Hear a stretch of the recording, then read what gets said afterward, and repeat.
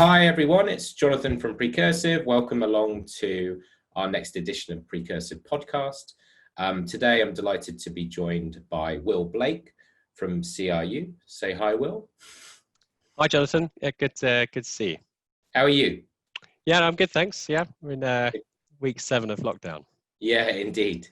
Thanks for joining us. Do appreciate you taking the time. Just to start with, for those joining that might not know, could you share a bit of background on the company that you work for, CRU, and then your role there, if you don't mind, to begin with? Yeah, sure. So CRU is an information business. We sell data and analysis across the mining, metals, and fertilizer spaces. Cool. So as a business, we've been around for 50 years. So we've come from a publishing background and then transitioned into a digital data business, selling that information. We've got a analysis business, which is all subscription based. We've got events business and also a consulting business as part of that. Okay, cool. So quite a familiar story now, right? Of publishers turning into information businesses, technology businesses, consulting businesses over the years. So that's cool. 50 years old as well. Wow, that's a long time in today's yeah, it is, world. Yeah. It's a good stat there, Jonathan, that only 15% of businesses registered on Companies House have been around for longer than 50 years. Wow. There we go. Hopefully Precursive will be here in 50 years time as well, I hope. Indeed. Good. So we've only got, so what are we now? So we've only got 41 years to go. There we are. Cool. So tell us a little bit about the scope of your role and your background, if you don't mind. Yes, I'm the director of technology and analytics at CRU, and also a member of the executive team. Cool. So my roles are responsible for the overall technology strategy across the business, and that spans across infrastructure, technology services, cybersecurity, development of all our products and services for our customers, because that's all delivered digitally, and also data analytics, because our analysts, we've got 150 analysts moving and analyzing a lot of data as well. So there's a whole load of technology around data analytics within the business. Okay, that's helpful to understand. So both helping the company to realize value from technology internally, as well as using technology with your customers and in partnership with your customers and things like that. So it's that has a two-pronged approach, and we're we're a global business, so we sell into 100 countries, so our customers are spread across those, and we also have, even though we're not a huge business, we have 9 offices globally. So London's our HQ, but we also got offices in China, Chile, India, Singapore, etc. So we're very geographically spread. So the delivery of digital services and technology is very vital for our business to operate. Because everyone needs to be able to access the information and collaborate together, regardless of their location. And how many employees have you got now? I really should know this already, but we have 300 employees. So we have roughly 150 in London, and then the other half are spread across the other offices. And we've seen a big rebalancing over the last 10 years.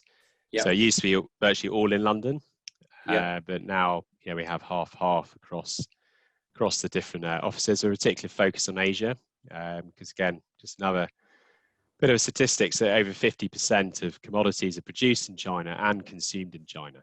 And that's up from like 20% in 2004.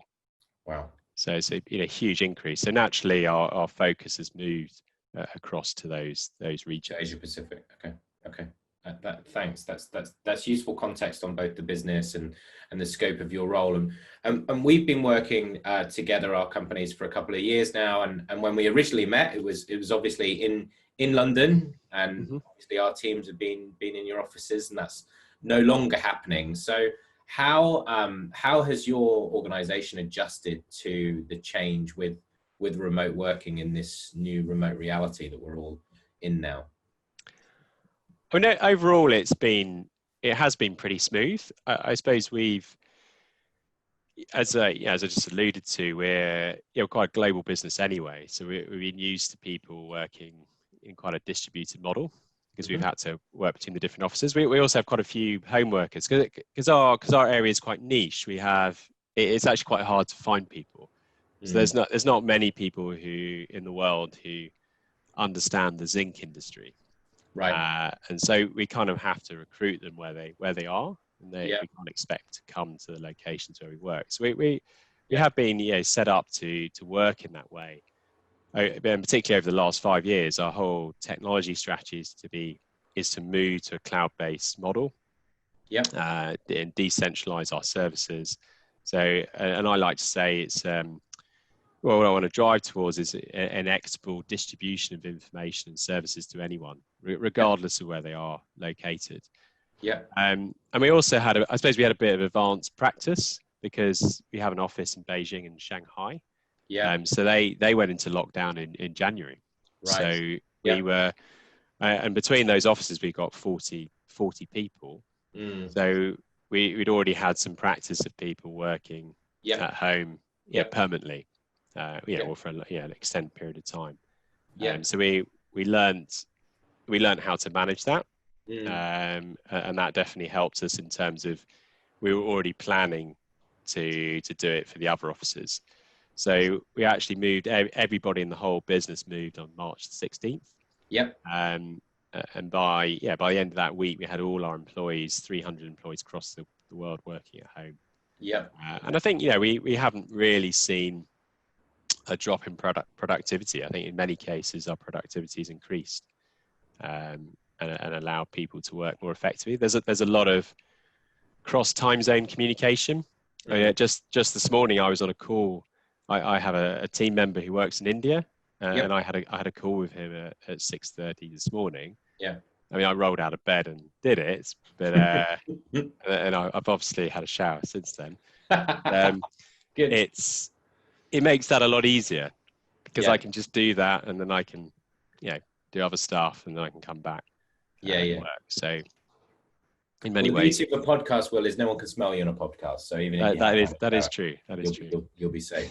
And when we caught up recently, you mentioned like some of the things that have been surprising about like the adoption of technology or remote working has been embraced quite well. Tell us a little bit about some of the things that have perhaps surprised you about this situation. In terms of going well, or in terms of have there been challenges? Have there been things that you've been a bit unexpected, for example? Well, I'm really impressed with our entire business. They've really adopted it.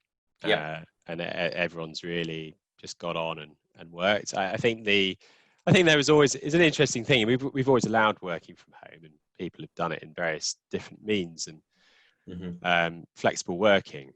But I saw there's that inherent sort of trust issue, I suppose. That is everyone going to do their work and deliver en masse? And they have, and I think people have over-delivered. And that's been one of our challenges: people overworking. Particularly, there's a lot of demand from our clients because they want to. There's a thirst for information: what's happening in the commodity markets, what's happening to prices, etc. And they need to understand that. So people have been working quite long hours. I think that the challenge is people separating work and home because your laptop's there and it's hard to transition between the two. So they're different. It's been discussed at the exec level, and line managers have been encouraged to just to work with their teams, just to remind them that you don't have to work 12 hours a day, and it's important to take breaks. So I think that's been a challenge. I think over communication, and I think it's got better. But the first 4 weeks it was just constant Skype calls, instant messaging, phones. It was quite overwhelming, and difficult to get on with your work, I suppose, because you're always communicating. But I think that's an adjustment. I think is moved into a better cadence now as people have we've seen that as well, and you're not the first of our customers or people in the industry that have mentioned it. I think there's definitely an issue that companies are facing now around people overworking, or simply just being back to back, right? So having call after call after call after call.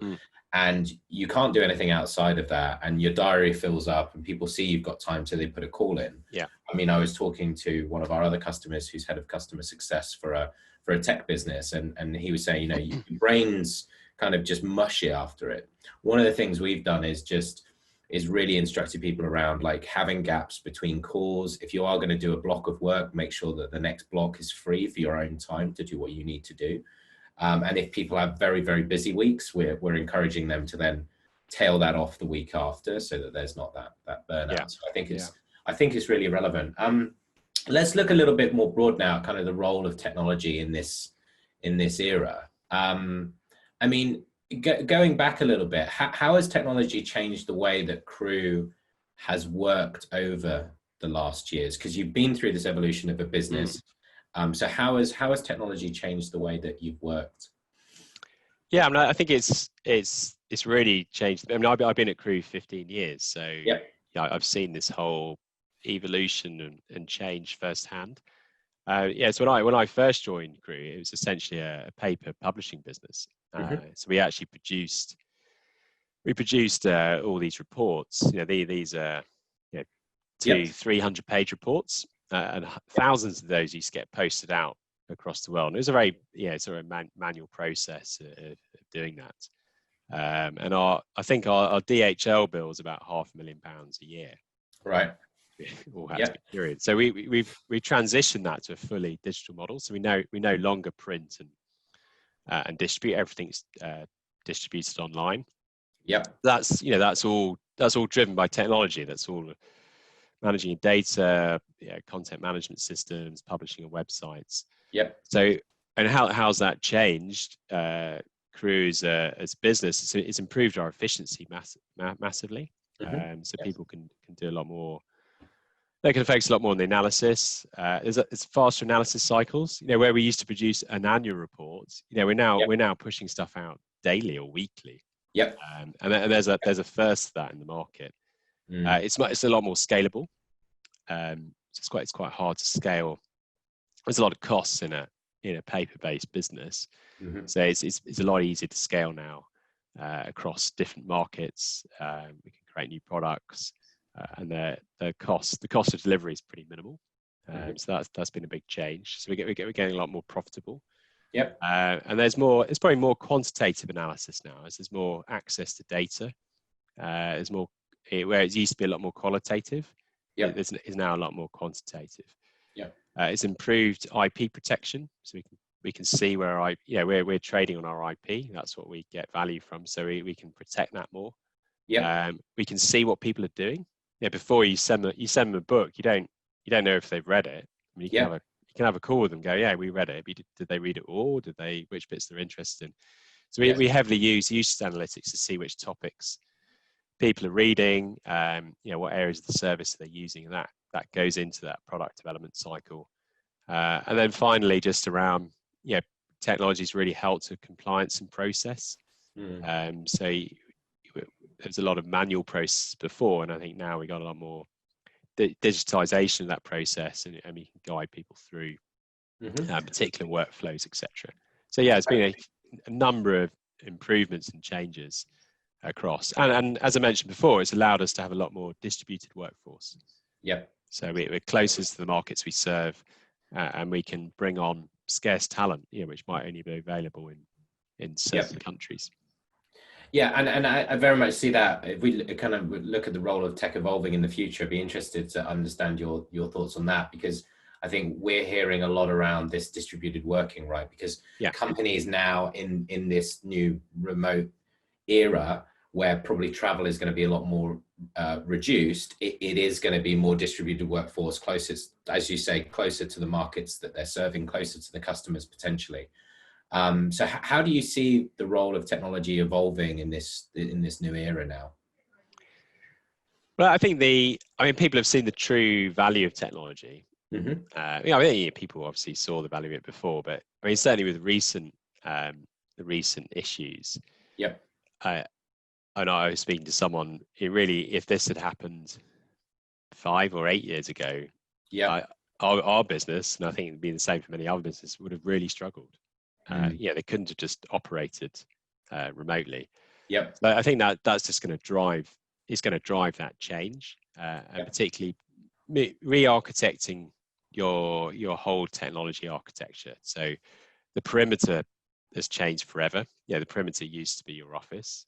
This has been changing over time, but now the perimeter is where anyone is. It's a laptop, wherever they happen to be and how they can connect, and then moving in, accessing all the cloud services and unified communication. So we have a lot of those things in place, but it's just going to accelerate that change further.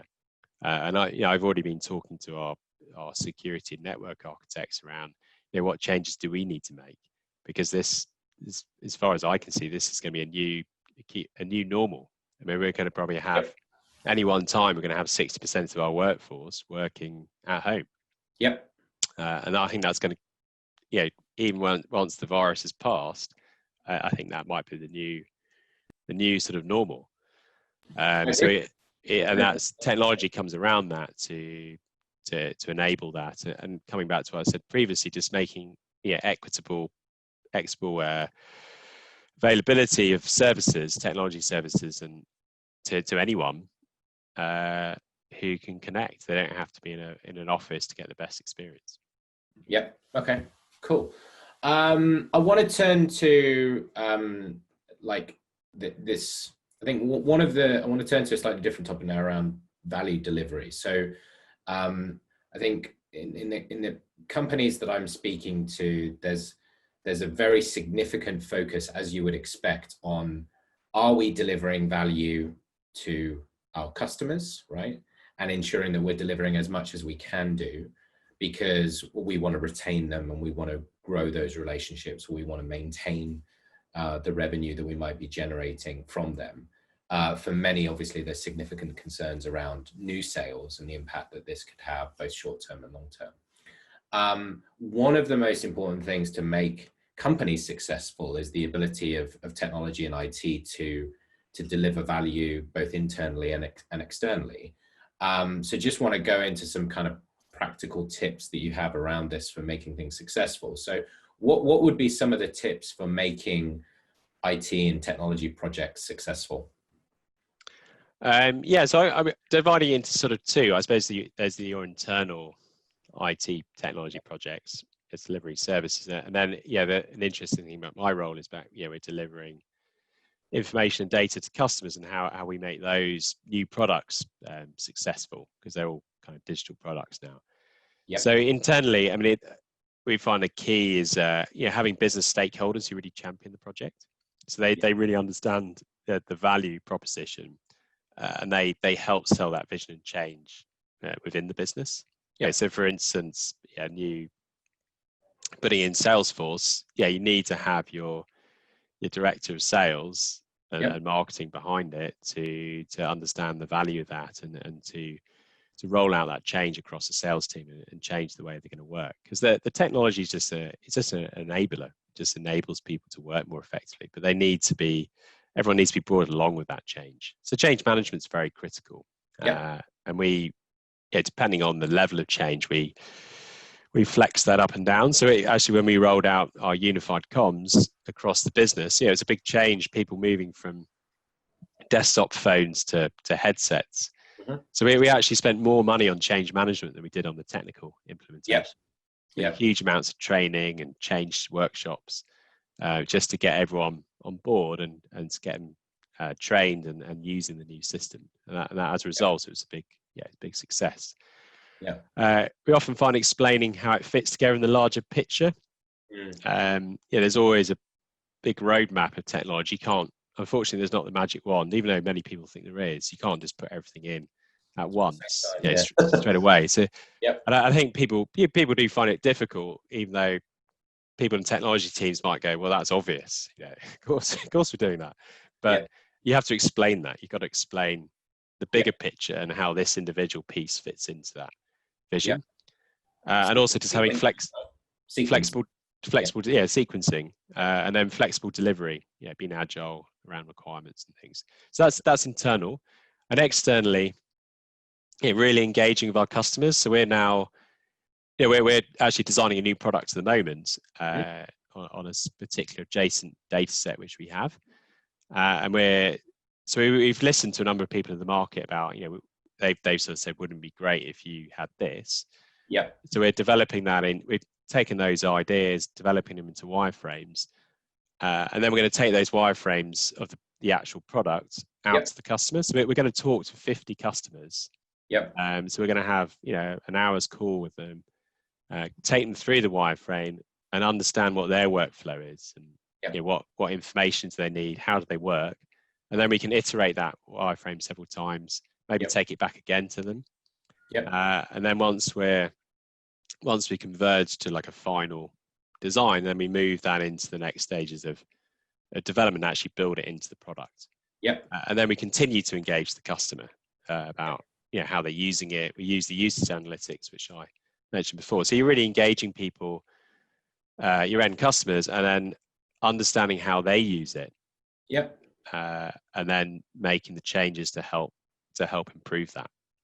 Plus, you built up a pool of interest, right? A degree of pent-up demand amongst either existing customers or potential customers for that new product as well, which is cool.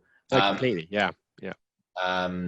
And so you touched on this a little bit. How this sequencing, as I call it, right? Because we all want our staff and our teams to be working in as productive a way as possible, and I think companies underestimate the challenge or the amount of time that true change management really takes, right? And behavior change. A lot of the time it's like, oh, well, we'll run a few training sessions and everyone will suddenly start working in a different way, and they don't realize that people only take in probably 5 or 10 minutes of the hour session that's done, and so you have to continuously be reinforcing that over time. And so I think your point around change management and spending more time and effort there is very valid. How do you prioritize some of the technology investments given the changing needs of the business? Yeah, so what we do in CRU is we have an overall business strategy, obviously, and then we hang all the technology strategy off that. I mean, virtually every project has a technology component to it in some form. So it's very closely aligned with the business strategy of where we're looking to get value, and that helps define the priorities. We have program streams. We have 7 program streams, consists of numerous projects. Those streams are set. However, the ordering of the projects can shift around depending on the business priority and the need, and that need can change. So in the last 8 weeks, our need has changed because of certain the way the world's shifted. So we can shift projects around and go, okay, we're going to do this. This moves higher up the tree.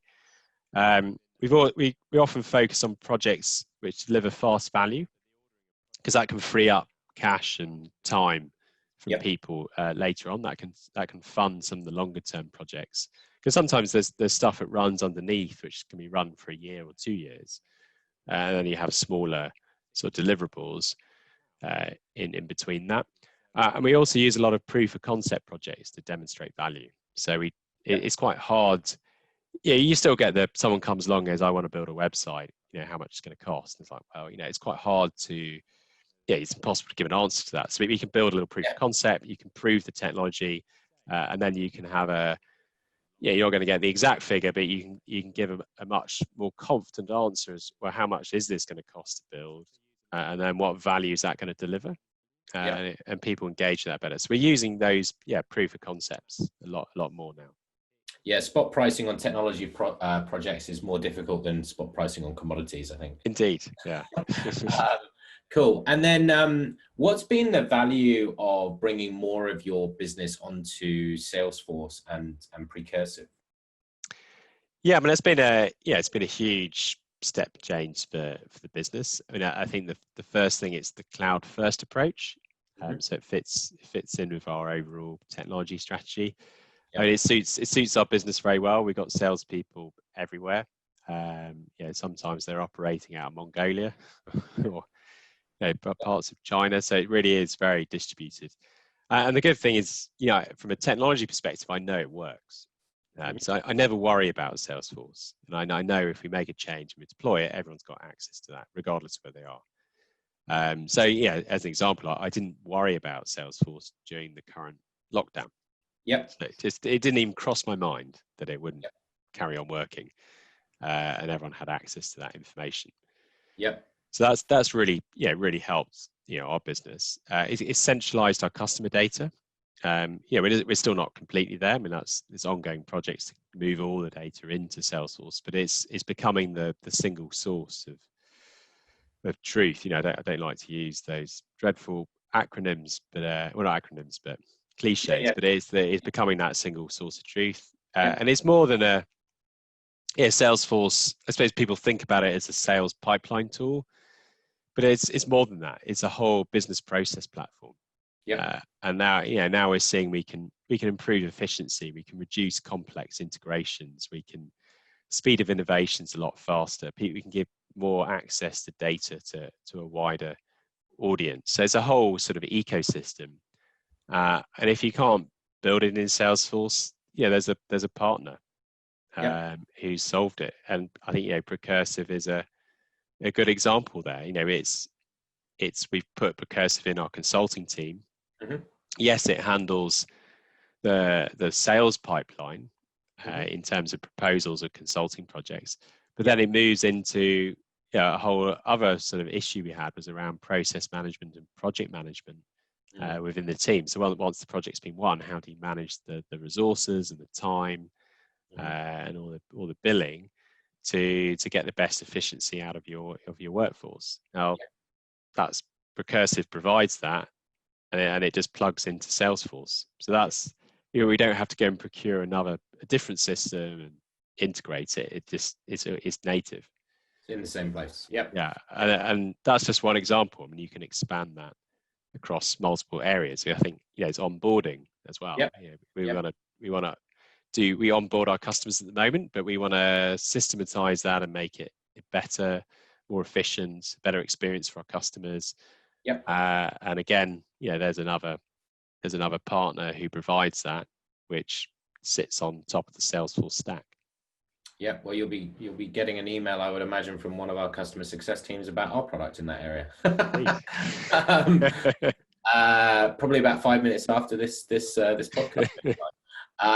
Well, no, I think, I mean, there's definitely a few themes that have come out of this today, which are super interesting. I think one very interesting business, a business that's been through an evolution over the years. It's an example of arguably being in a traditional industry that's had to digitalize, which many businesses can relate to, regardless of the original industry in which they operate. I think there's been, the modernization of that business over the years means that it's equipped to operate in a very changed world that we all live in, and the critical role that technology has played in that. I think it's interesting to hear how potentially, an industry that previously would have been a bit less, embraced technology less, has actually seen the value of it more through this situation. I mean, I used to work for a company called CEB, as you know, that was purchased by Gartner. And again, when you were talking about the reports, we had a big library with a load of books that was sent out to customers and went through that whole digital journey there as well. So I think, these industries that are transforming, that's only going to accelerate, I think, across swathes of the marketplace. And then I think the other useful takeaway is just that understanding of, regardless whether it's kind of internal work or external work with technology, the involvement of the business, the understanding of the value that's going to be realized, the engagement from people around the business change and the business processes and the outcomes of it are absolutely fundamental to creating success at scale. So super interesting. Any final thoughts for our listeners? Yeah, well, I think it's you can take, even though the current situation is obviously very difficult, I think we can take a lot of positives about it. So particularly in terms of just helping to speed up transformations of businesses. Yeah, I think it's definitely focused people's mind. But just having a plan, having a roadmap. Just don't think about today. To think about what's going to happen in 2-3 years time, and then what do I need to put in place to enable that?